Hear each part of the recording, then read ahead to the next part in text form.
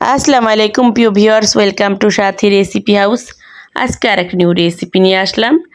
প্রথমে একটা বোল নিলাম, বোলে 1 কাপ লিকুইড দুধ নিলাম। দুধটা হালকা কুসুম গরম ছিল। তারপর 4 চা চামচ চিনি নিলাম। তারপর 2 চামচ ইস্ট নিলাম।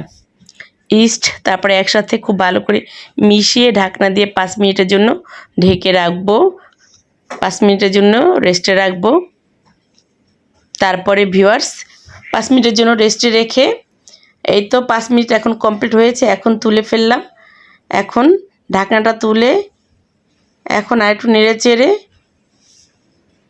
এই লিকুইড দুধের ভিতরেই আমি 1 কেজি পরিমাণে ময়দা দিয়ে দেবো। ভিউয়ার্স রেসিপিটা ভালো লাগলে সাবস্ক্রাইব প্লিজ, বেশি ভালো লাগলে লাইক কমেন্ট শেয়ার করে পাশে থাকবেন। তারপরে 1 কেজি পুরোটাই দিয়ে দিয়েছি। দিয়ে তারপরে প্রিয় ভিউয়ার্স তারপরে এর ভিতরে 2টো ডিম দিয়ে দেব। চাইলে না দিলেও হয়, কেউ একটা দিলেও পারেন, আমি 2টোই দিয়েছি। তারপরে পরিমাণ মতো লবণ দিয়ে দিলাম।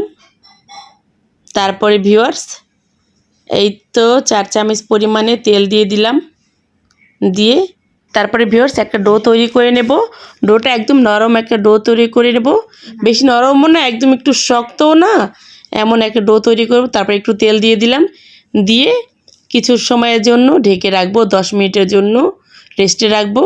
10 মিনিটের জন্য রেস্টে তারপরে এই তো ফিরে এলাম 10 মিনিট রেস্টে রাখার পরে।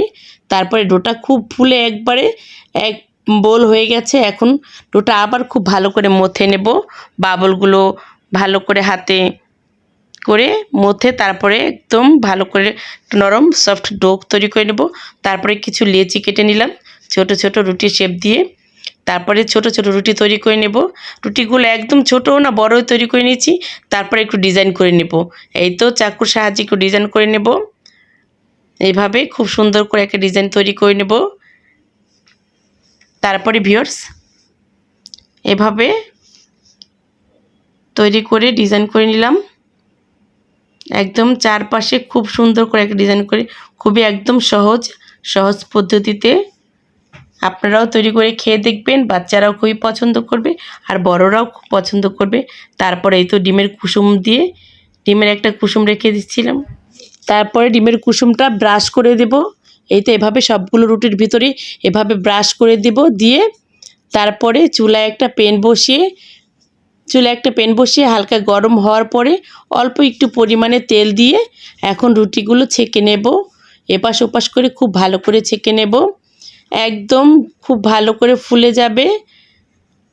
এটা বান রুটি টাইপের, আপনারাও তৈরি করে খেয়ে দেখবেন, খুবই মজাদার সুস্বাদু। যে কোনো কিছু দিয়ে তৈরি করে খেতে পারেন।